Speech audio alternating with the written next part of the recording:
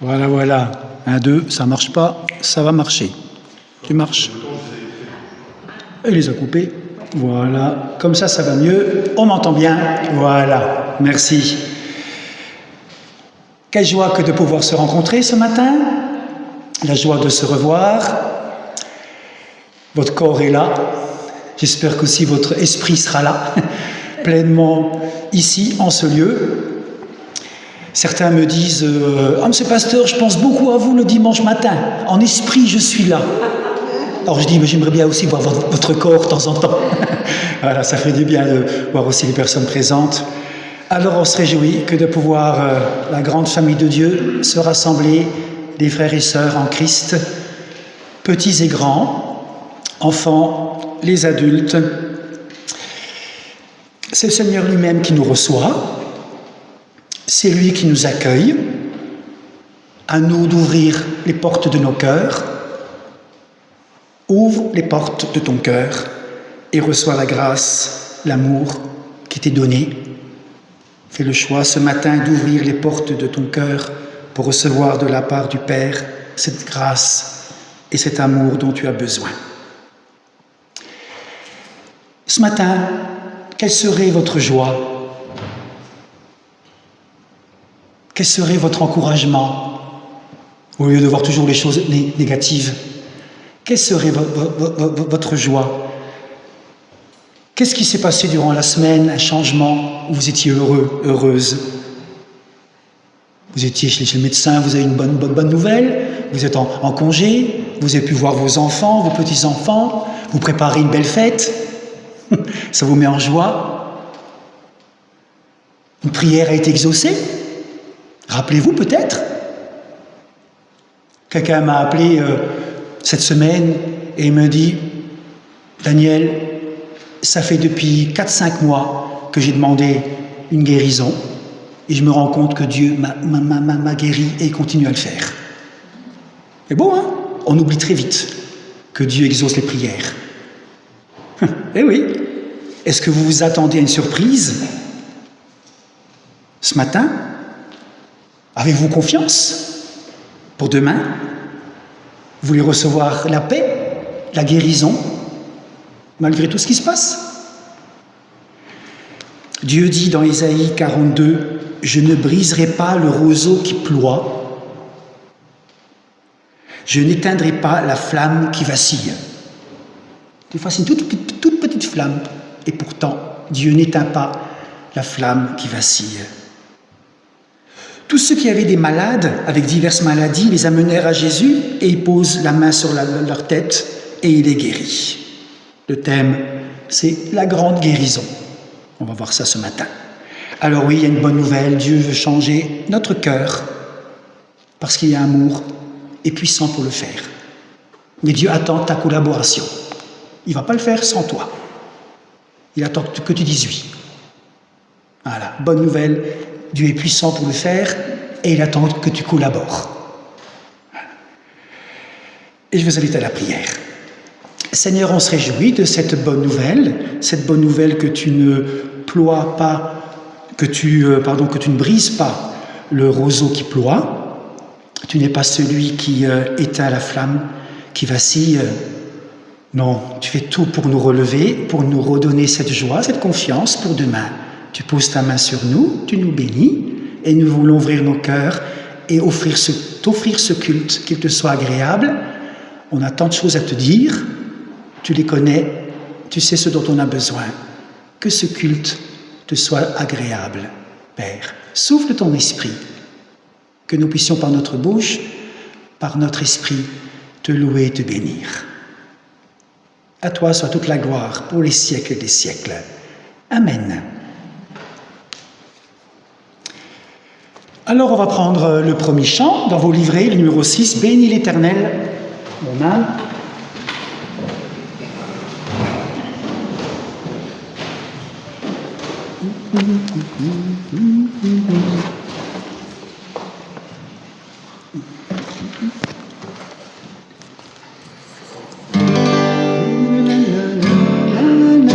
On l'a fait un tout petit peu haut pour qu'on puisse mieux jouer ensemble. On va voir. « Bénis l'Éternel, mon âme ». Bénis l'Éternel, mon âme. Bénis l'Éternel, mon âme. Sois émerveillé, sa fidélité ne dépendra pas des circonstances. Bénis l'Éternel, mon âme. Bénis l'Éternel, mon âme. Écoute sa voix, édifie ta foi, déplacera toutes les montagnes. Bénis l'Éternel, ô mon âme. Quand tous ces mondes sombrent, je sais que tu es là et que ma porte, si les portes se ferment sur lui, je suis en marche sous l'arche de ton amour pour moi. Jésus, tu es roi et j'avance à ta suite. Bénis l'Éternel, mon âme. Bénis l'Éternel, mon âme. Sois émerveillé, sa fidélité ne dépendra pas des circonstances.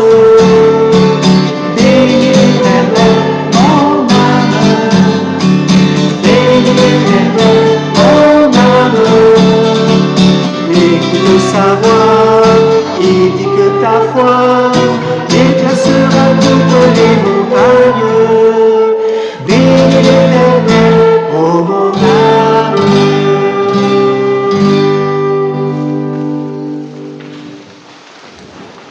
Et nous louons le Seigneur au psaume 147. Merci. Alléluia, vive le Seigneur. Il guérit ceux qui ont le cœur brisé. Il panse leurs blessures. C'est lui aussi qui fait le compte des étoiles. À chacune d'elles, il attribue un nom. Notre Seigneur est grand. Sa force est immense. Son savoir-faire est sans limite. Le Seigneur aide les humbles à se relever, mais il abaisse les méchants jusqu'à terre. Chantez votre reconnaissance au Seigneur. Célébrez notre Dieu aux accords de la lyre. C'est lui qui couvre le ciel de nuages. Il prépare ainsi la pluie pour la terre. Il fait pousser l'herbe sur les montagnes. Il assure la nourriture du bétail. Et des petits du corbeau quand il crie de faim. La vigueur du cheval le laisse indifférent. Il n'a pas de goût pour les exploits du coureur, mais pour ceux qui le reconnaissent comme Dieu, pour ceux qui comptent sur sa bonté. Amen. Et nous prenons le 271, louange et gloire à ton nom, les 3 strophes. Voilà, on le chante tout de suite. Louange et gloire à ton nom. On peut se lever pour le chanter. Et gloire à ton nom, alléluia, alléluia. Seigneur, Dieu de l'univers, alléluia, alléluia. Gloire à Dieu, au plus haut des cieux. Gloire à Dieu, au plus haut des cieux. Venez, chantons notre Dieu, alléluia, alléluia. Seigneur, notre Créateur, alléluia, alléluia. Gloire à Dieu, au plus haut des cieux. Gloire à Dieu, au plus haut des cieux. Pour nous, il fit des merveilles, alléluia, alléluia. Éternel est son amour, alléluia, alléluia. Gloire à Dieu, au plus haut des cieux. Gloire à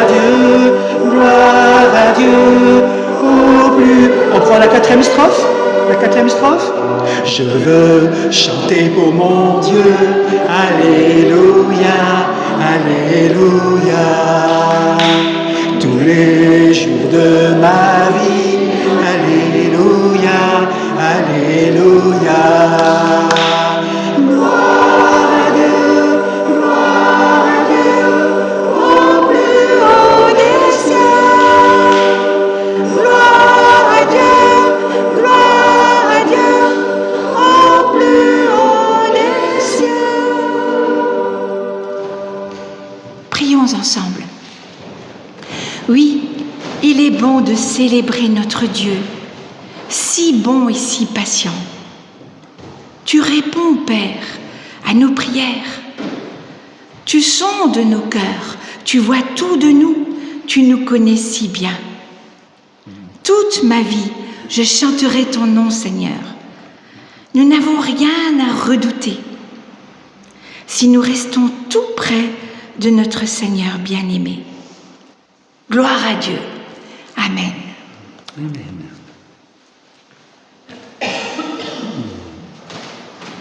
Et on continue à louer le Seigneur dans le livret avec le 121. Dans le livret, le numéro 121. Ô Dieu, tu es infiniment grand. J'aime beaucoup les paroles de ce chant.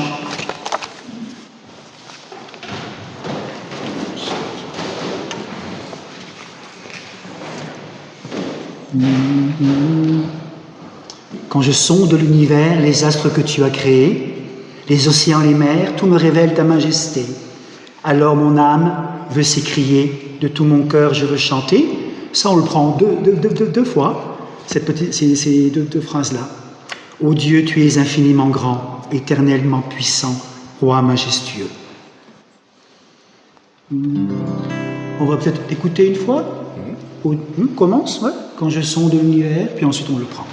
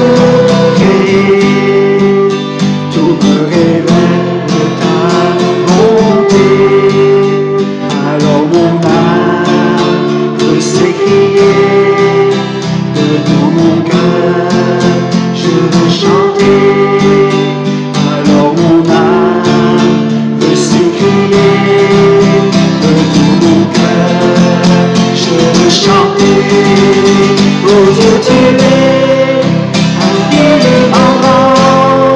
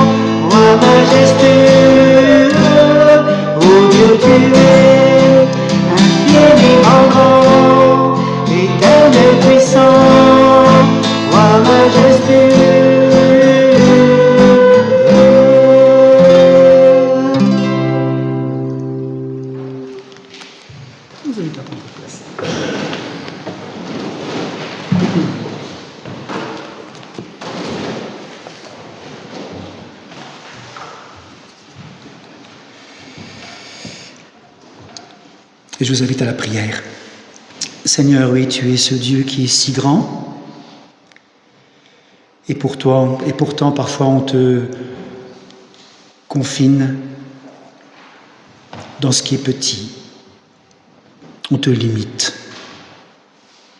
On n'ose pas te demander.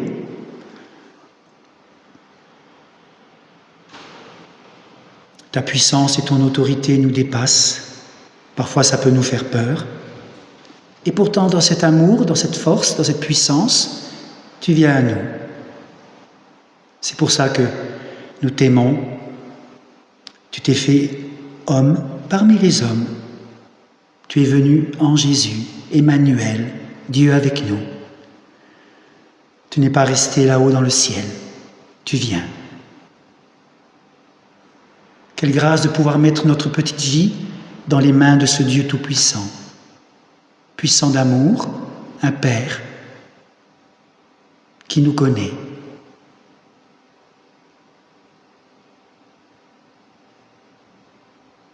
Révèle-nous ta bonté. Tu l'as manifestée en Jésus. Viens mettre ta bonté en nous. Au-delà de tout ce que nous pouvons vivre, tu es un Dieu bon. Alors ce matin, dans ta bonté, nous venons à toi. Nous te présentons nos vies. Tu vois, Seigneur, tout ce qui peut nous emprisonner, tout ce qui peut comme nous lier, toutes ces prisons dans lesquelles nos pensées, notre corps, parfois nous sommes. Alors nous t'apportons tout ce qui peut nous emprisonner et nous savons que toi tu as un chemin d'avenir, de paix, de bonheur pour nous.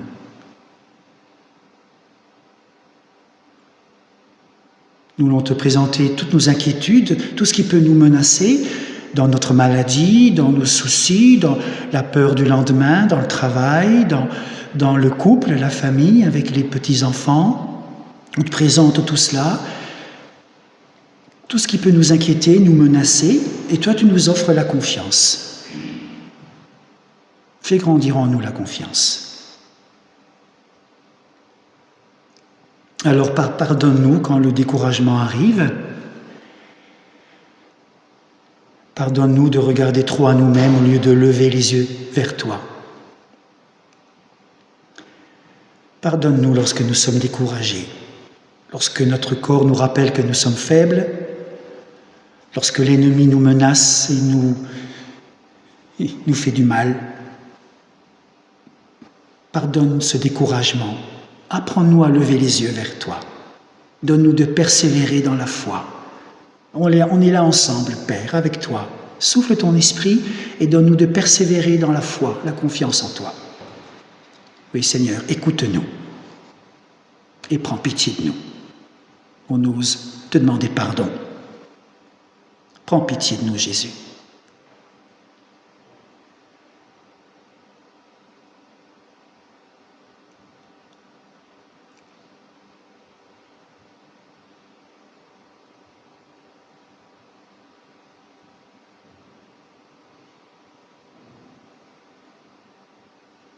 Amen. On peut continuer ce temps de prière avec ce chant « Oh, prends mon âme ». Prends-la, Seigneur. On peut rester assis pour le chanter, comme pour continuer cette prière, les deux strophes.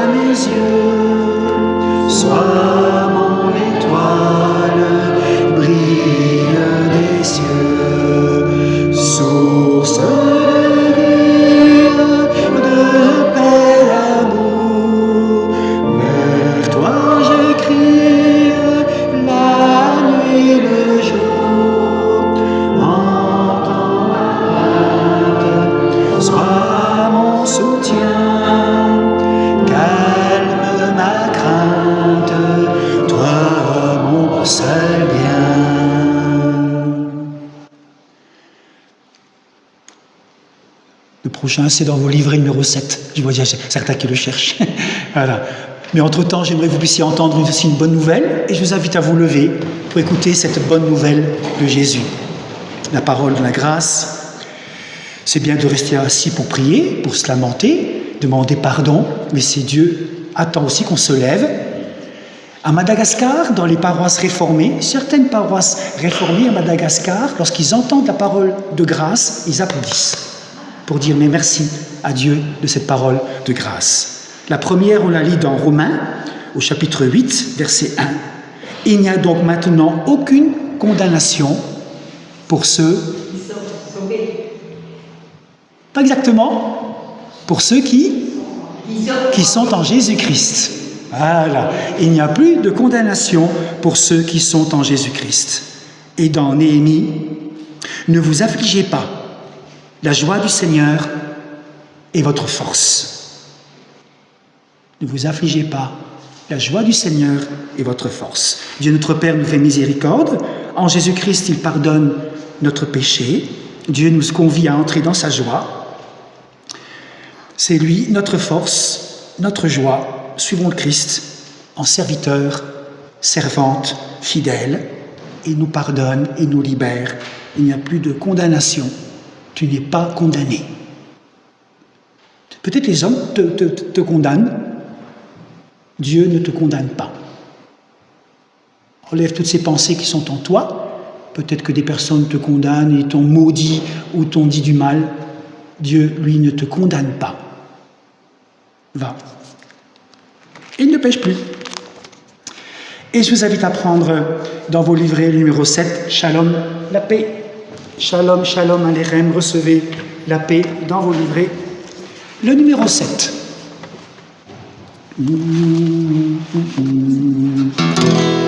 Shalom, shalom, shalom, aléchem, recevez la paix de l'Éternel qui gardera vos cœurs ancrés dans ses promesses. Shalom, shalom, shalom, aléchem, recevez la paix de l'Éternel qui gardera vos cœurs ancrés dans ses promesses. Shalom, shalom, shalom, aléchem, recevez la paix de l'Éternel qui gardera vos cœurs ancrés dans ses promesses. Une dernière fois, shalom, shalom, shalom, shalom, aléchem, recevez la paix de l'Éternel qui gardera vos cœurs ancrés dans ses promesses. Shalom. Je vous laisse la paix, je vous donne ma paix, dit Jésus, que votre cœur ne se trouble pas, croyez en Dieu, croyez en moi. Voilà, recevez la paix de Jésus. Et je vous invite ensemble à lire la confession de foi, juste avant, dans les pages jaunes, à la lettre C. Il est un petit peu long, mais on peut l'écouter, le suivre. À vous de voir comment vous voulez le faire. La lettre C. Vous l'avez tous ? On essaye de le dire ensemble, ou vous l'écoutez, vous le suivez. Je crois en Dieu un, qui est à la fois Père, Fils et Esprit. Je crois au Dieu dont la toute-puissance est celle d'un Père devant ses enfants. Je crois au Dieu qui accomplit toute justice dans la seule miséricorde. Je crois au Dieu créateur, qui est à l'origine de tout ce qui existe et qui se laisse découvrir dans l'homme de Nazareth. Je crois en Jésus, le roi de gloire, qui est devenu serviteur de ses disciples. Je crois au Christ, présent dans la création du monde, qui a été tenté, humilié, qui a souffert et qui est mort sur une croix. Je crois en Jésus-Christ, présence du Père au milieu des hommes, qui a crié « Mon Dieu, pourquoi m'as-tu abandonné ?» Je crois en Jésus-Christ, ressuscité des morts, mais qui ne s'est montré qu'à quelques femmes et à une poignée de disciples.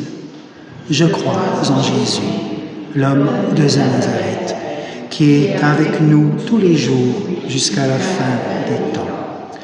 Je crois au Saint-Esprit, qui est esprit du Père et qui souffle où il veut. Je crois au Saint-Esprit, qui est esprit du Fils et qui demeure insaisissable. Je crois au Saint-Esprit, qui dirige l'Église, mais qui se dérobe dès qu'on cherche à l'accaparer. Je crois que l'humain est devant Dieu à la fois pécheur et juste. Je crois que l'Église, devant les hommes, est à la fois pécheresse et pardonnée. Je crois que notre monde est à la fois souillé et sauvé. Je crois dans l'humain, dans l'Église et dans le monde. Je crois en Dieu, le Père, le Fils et l'Esprit Saint. Je crois qu'ils sont même au-delà de ce que je peux en dire. Amen. Et nous continuons avec le 531, Père, unis-nous tous. Il est assez lent, c'est ça? Voilà, que le monde croit. On est unis avec toutes celles et ceux qui se rassemblent ce matin. Quelle que soit leur confession, qui confessent Jésus-Christ comme Seigneur. Père, unis-nous tous. Père, unis-nous tous. Que le monde croit à ton amour. Père, unis-nous tous. On va faire la cappella. Père, unis-nous tous. Père, unis-nous tous. Que le monde croit à ton amour. Père, unis-nous tous. Amen. Vous invite à prendre place.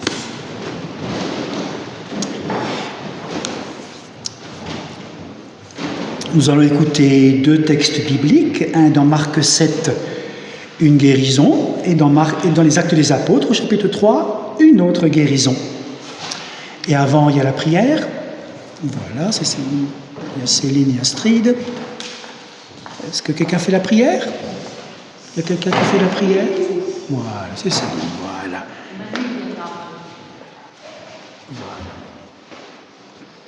Prière d'introduction à la lecture de la parole.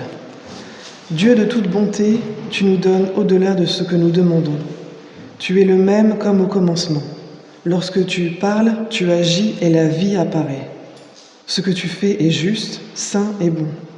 Parle ce matin par ta parole.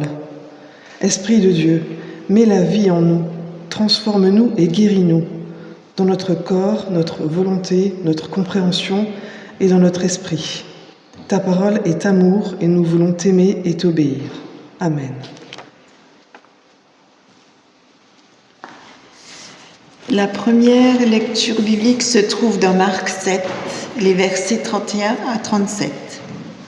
Jésus quitta le territoire de Tyr et revint par Sidon vers la mer de Galilée en traversant le territoire de la Décapole.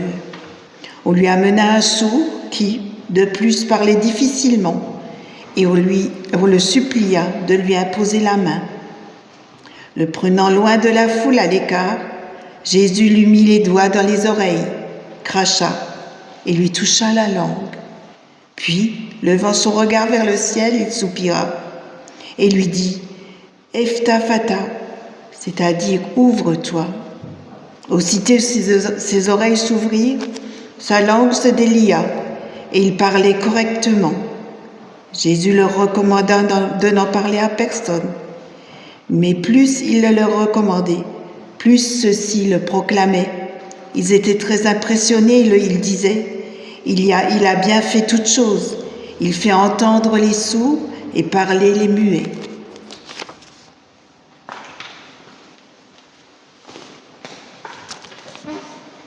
Non.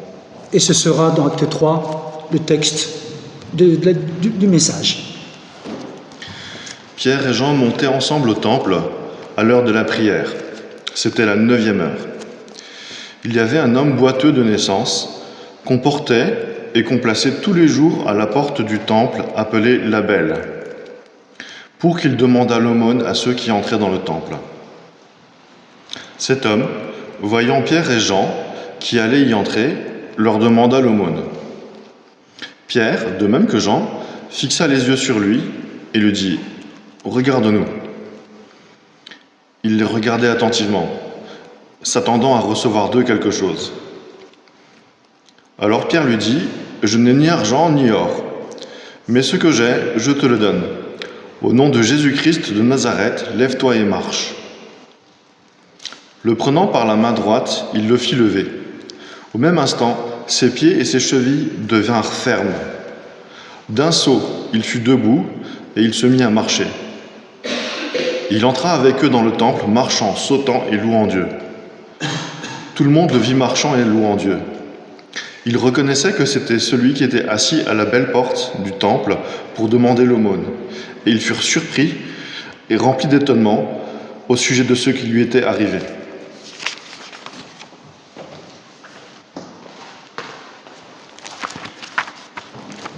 Alors avant d'entrer plus profondément dans le texte, deux petites remarques. Donc il y a Pierre et Jean vont au temple, c'est à la 9e heure. En France, ça correspondrait donc à 15 heures. Ça vous dit peut-être quelque chose, 15 heures, une heure un peu spéciale pour les chrétiens, le vendredi saint, la mort du Christ à 15 heures.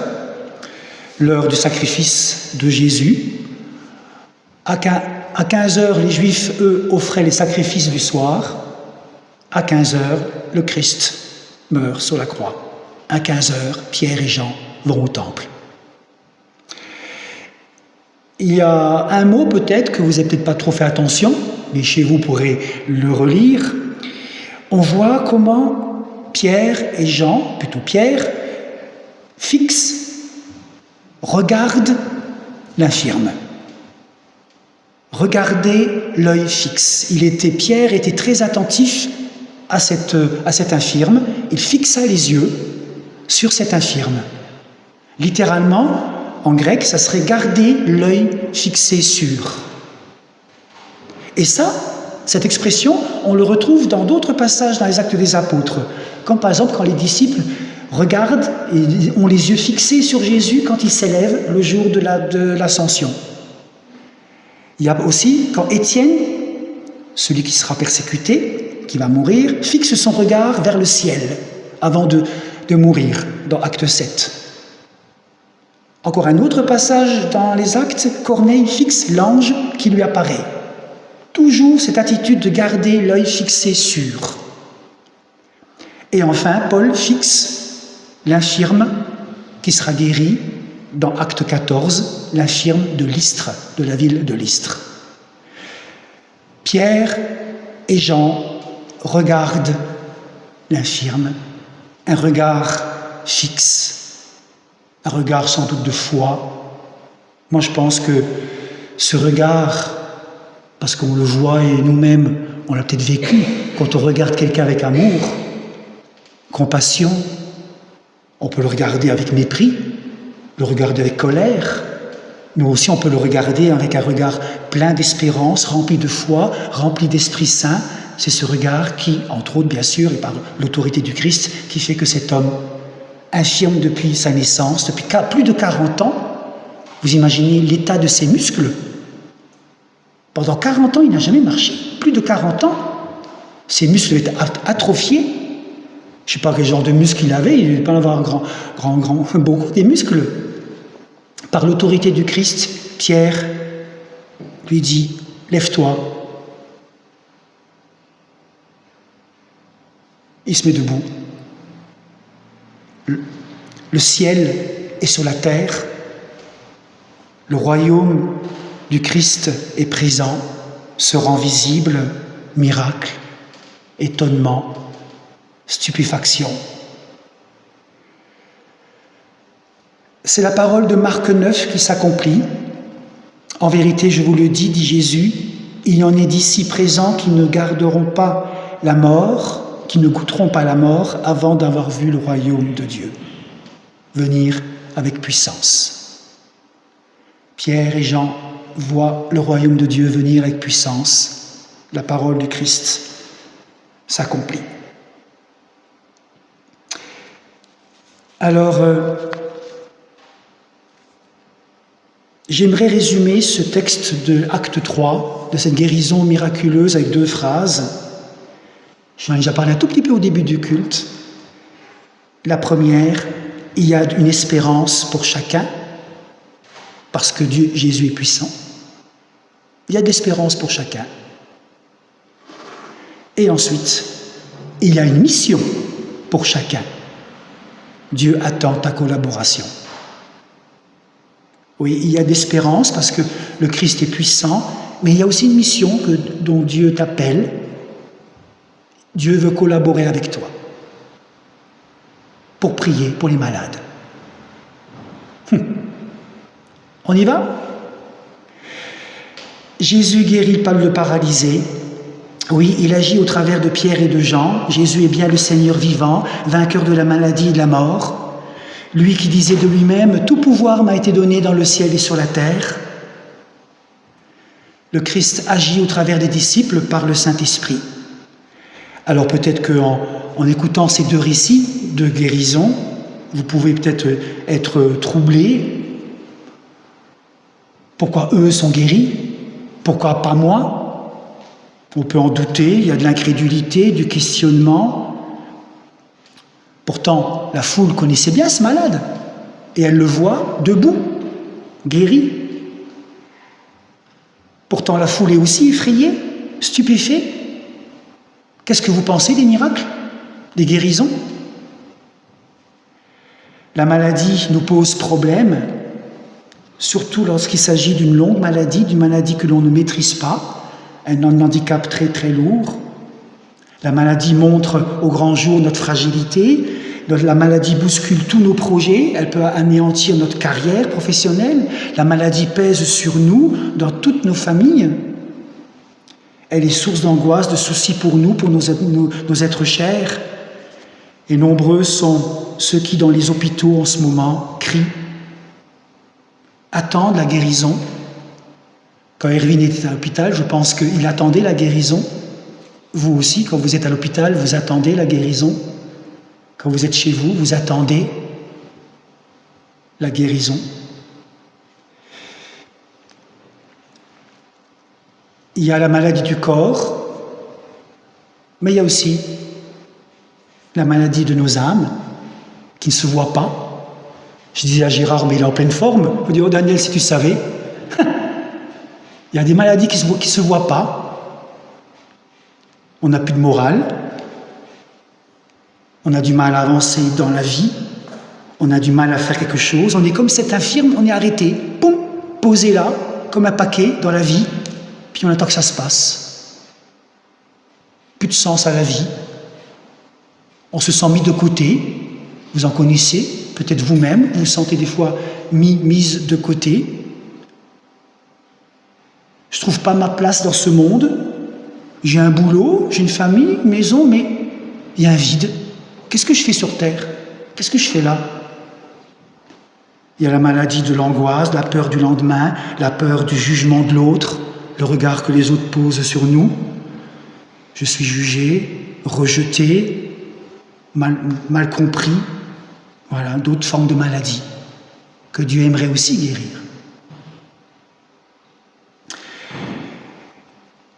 Et voilà, certains se disent, pourquoi je suis malade? Pourquoi je suis comme ça? Pourquoi est-ce qu'on a mérité tout ça? D'autres cherchent à établir un lien entre le mal et le péché, entre la maladie et le péché.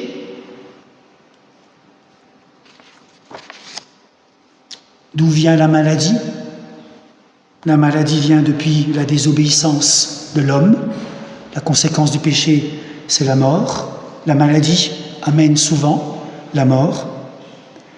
Oui, depuis que l'homme s'est séparé de Dieu, cette chute d'Adam, comme on dit, a entraîné l'apparition de la douleur, de la peine physique.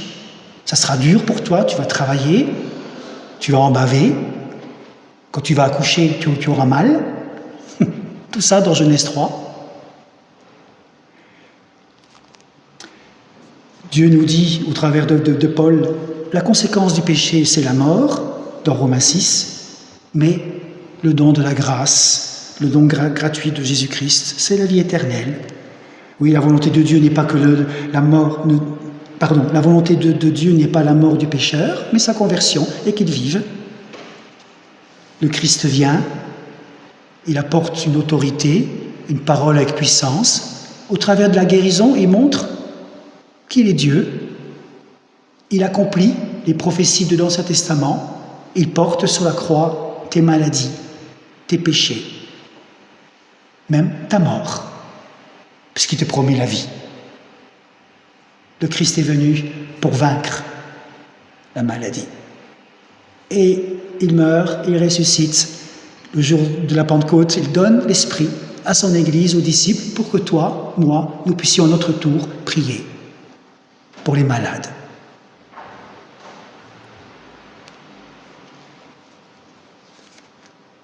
Et pourtant, on sait aussi que, en même temps, la maladie est parfois le moment où Dieu nous parle, où il nous rejoint. C'est parfois, excusez-moi de le dire comme ça, je le dis avec beaucoup d'amour et beaucoup de compassion, c'est au travers de la maladie, oui, que Dieu agit. Il sait qu'on est faible et alors on s'adresse à lui. Quand on est au plus bas, au fond du puits, il nous rejoint. Dieu se fait homme, Emmanuel avec nous. Je t'entends, je suis proche de toi, je te rejoins dans le silence. Je veux te dire des choses, je veux te parler au travers de ta maladie. Et ici, plusieurs pourraient dire, voilà ce que j'ai appris grâce à ma maladie. Vous pourriez prendre ma place et dire aussi quelques mots. Comment au travers de votre maladie, cela vous a porté, Dieu vous a porté et fortifié votre foi. Dans ce récit, j'aimerais vous laisser 3 points.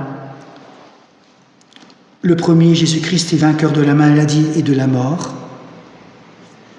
Il est à l'œuvre aujourd'hui aussi. Tout pouvoir m'a été donné dans le ciel et sur la terre.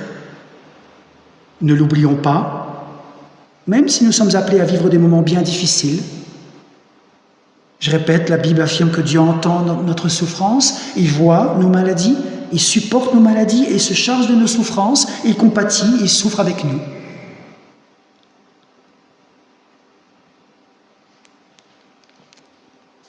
Est-ce que des guérisons suite à la prière, comme notre récit, existent-elles encore? Certains ont pu témoigner lors des veillées de louanges et de prières comment Dieu a apporté un changement, a guéri.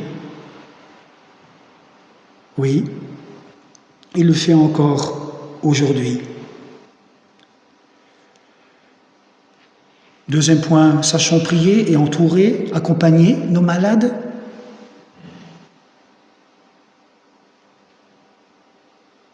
Comme les porteurs ont accompagné le paralysé, comme les porteurs ont accompagné cet homme dans Acte 3 et l'ont déposé au pied de la belle porte. Sachons entourer, accompagner nos malades. C'est pas facile, c'est vrai. C'est pour ça qu'on doit le faire en Église, Pas seul, à plusieurs, c'est mieux.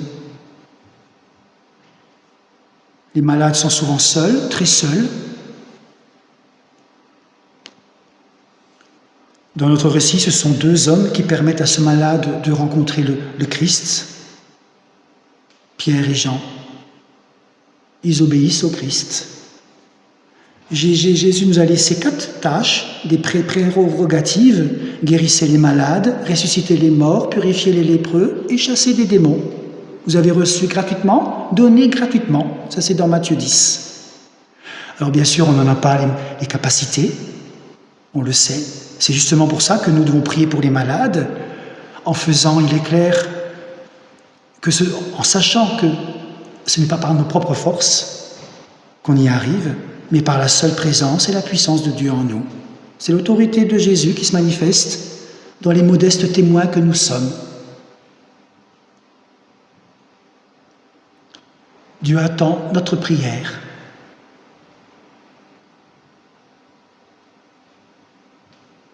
J'ai remarqué durant les vacances, j'ai eu l'occasion, 1 ou 2 fois, 2 fois je pense, j'ai eu l'occasion de pouvoir discuter dans un cadre différent, loin de 9 chefs.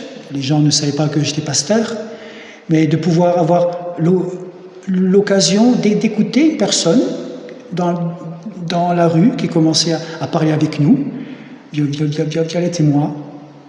Et là, on avait 2 possibilités. Soit qu'à la fin, je pouvais dire « J'entends votre souffrance, puis j'aimerais vous aider, prier pour vous ». Ou alors me taire et dire « Oui, je comprends », et je m'en vais. Et j'ai fait les 2. J'ai fait les 2, j'ai eu l'occasion de prier pour quelqu'un, comme ça, dans la rue. Je dis « Excusez-moi, est-ce que je peux prier pour vous ?» Et les personnes, vous imaginez pas combien les gens sont contents quand quelqu'un vous dit « Est-ce que ah oui, je veux bien que vous priez pour moi ?» Et l'autre, j'avoue que j'ai pas osé, pour montrer que voilà, Dieu nous laisse le choix, et ça m'a perturbé, ça m'a parlé. Je me dis Dieu attend notre collaboration. Il le fait, sinon on le fait pas. Bon, voilà. Et à un autre, j'ai pu le proposer avec ma faiblesse, simplement Seigneur, je te confie cet homme, et spontanément, il ne nous a pas parlé de son souci, sa femme était décédée. Je sais pas, vous savez, les gens ont besoin de parler. Si vous les écoutez, les gens, ils parlent. C'était un dimanche matin, voilà, ils avaient peut-être envie, ils étaient bien, c'était un peu les vacances, l'été, voilà. En tout cas, sachez que vous pouvez ouvrir les oreilles, ouvrir les yeux, voir les besoins, et pourquoi pas dire, est-ce que je me permettrais, si vous souhaitez, de prier pour vous, quelques phrases, pour vous confier à Dieu. Vous allez voir étonnement et joie.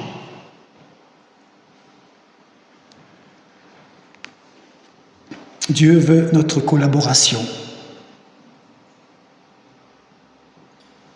Et enfin, n'oublions pas la louange. L'homme se lève, court, et avec Pierre et Jean glorifie, chante, célèbre le Seigneur. Oui, sachons remercier notre Seigneur pour la santé qu'il nous accorde. Sachons louer notre Seigneur qui nous a guéris, aussi avec l'aide de la science médicale, qui elle aussi est un don de Dieu. Et enfin, c'est plus délicat, sachons louer notre Seigneur, vainqueur de la mort, lui qui nous attend, lui qui nous promet la vie avec lui pour toujours, même si notre maladie doit être la dernière, même si nous nous savons condamnés, car c'est vers Jésus que nous sommes en route. Et ça, c'est la plus belle des guérisons. Même Lazare, qui a été ressuscité, il a fallu qu'il meure à nouveau. Un enfant disait, il est remort. Il est mort, et puis après il est remort. Il est mort 2 fois. La guérison, si elle n'est pas ici-bas, elle le sera, de manière certaine, avec Jésus. Alors, dans tous les cas, dans tous les bons et les mauvais jours, n'oublions pas de tourner nos regards toujours à nouveau vers le Christ, Jésus, vainqueur. Voilà, le Christ est vainqueur de la maladie, de la mort. sachons prier et entourer, accompagner nos malades. Dieu nous veut comme collaborateurs. Et n'oublions pas la louange, la reconnaissance. Il y a une espérance pour chacun, la puissance de Jésus, et il y a une mission pour chacun. Dieu attend ta collaboration. On va réfléchir un peu à tout ça, on va demander à Dieu, Seigneur, qu'est-ce que tu veux me dire au travers de ta parole? Et on peut continuer avec le chant dans votre livret, le numéro 67, c'est ça, oui. Manifeste-toi.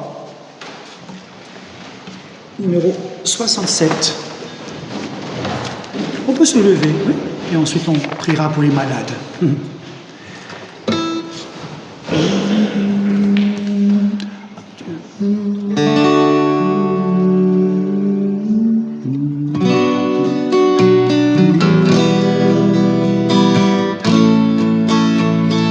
Manifeste-toi, donne-nous de l'assurance.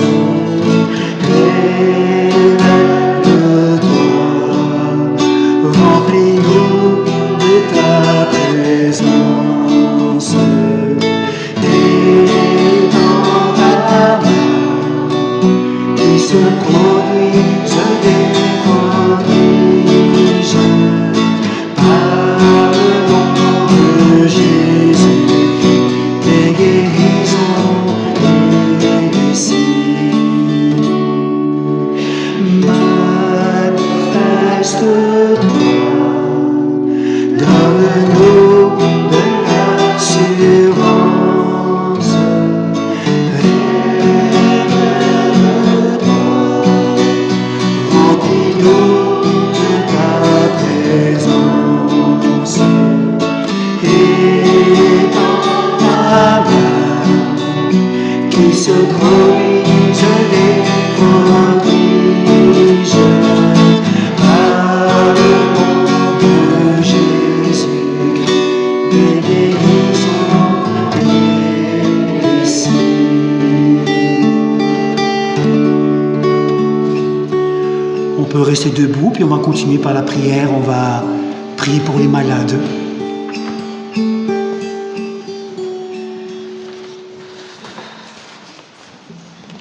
Esprit Saint, partout présent et qui pénètre tout. En toi, nous avons été créés, et tu fais de nos corps ton temple saint. Tu as habité pleinement Jésus le Messie. Par toi, il a guéri beaucoup de malades. En toi, il s'est offert sans mesure sur la croix, où il a porté toutes nos maladies. Tu as ressuscité son corps mortel, qui vit à jamais, glorifié auprès du Père. Esprit Saint, viens maintenant, sonde les reins et les cœurs, visite ceux qui souffrent et rétablis-les, soutiens ceux qui les accompagnent, fortifie les mains des médecins, remplis d'amour les infirmières, donne tes lumières à la recherche médicale. Esprit Saint, nous te présentons les malades, nous-mêmes, comme ceux que nous connaissons. Nous t'invoquons, interviens toi-même dans leur corps, interviens dans leur âme, dans leur être le plus profond, dans la dépression, la lassitude, la tristesse, les difficultés à pardonner et les blessures du cœur. Interviens dans leur esprit, ceux qui sont loin de toi, qui n'ont pas de relation avec toi, notre Père. Car tu es un Dieu qui aime et protège la vie, qui guérit et veut le bonheur, qui ressuscite et ouvre la porte du ciel, qui nous fera régner avec le Christ dans la gloire du Père. et nous présentons dans le silence ceux qui nous tiennent particulièrement à cœur.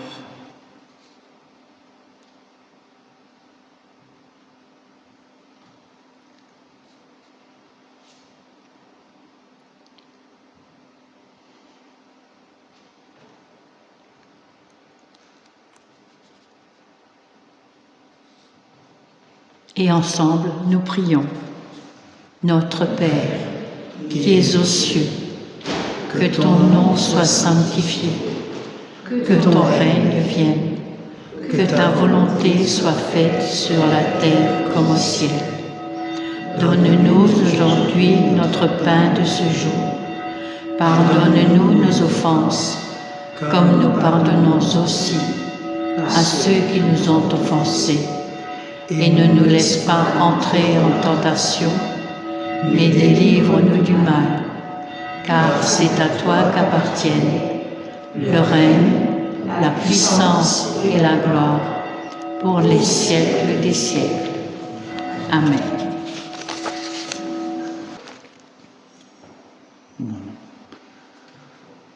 On va se lever pour recevoir la bénédiction de la part de Dieu. Rappelez-vous cette parole, Dieu ne brisera pas le roseau qui ploie, il n'éteindra pas le lumignon, la flamme qui brûle encore. Ésaïe 42. Je n'ai ni or ni argent, mais ce que j'ai, je te le donne, au nom de Jésus-Christ de Nazareth, lève-toi et marche. Que Dieu bénisse vos yeux, qu'il les ouvre pour un regard nouveau, un regard rempli d'amour, d'autorité, de compassion. Que l'amour de Jésus-Christ, notre lumière, vous accompagne et vous rende vous-même rayonnant, fraternel. Allez avec ce Dieu qui vous bénit. Amen. Et on prend le dernier, j'ai soif de ta présence, avant de pouvoir se désaltérer, le numéro 626, avant de boire un peu de café ou autre chose.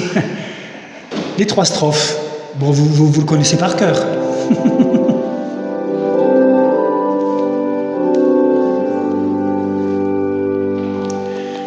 J'ai soif de ta présence, divin chef de ma foi. Dans ma faiblesse immense, que ferais-je sans toi? Chaque jour, à chaque heure, oh, j'ai besoin de toi. Viens Jésus et demeure auprès de moi. Pendant les jours d'orage, d'obscurité d'effroi, quand faiblit mon courage, que ferais-je sans toi? Chaque jour, à chaque heure, oh, j'ai besoin de toi. Viens Jésus et demeure auprès de moi. Oh Jésus, ta présence, c'est la vie et la paix dans la souffrance et la vie à jamais. Chaque jour, à chaque heure, oh, j'ai besoin de toi. Viens Jésus et demeure auprès de moi.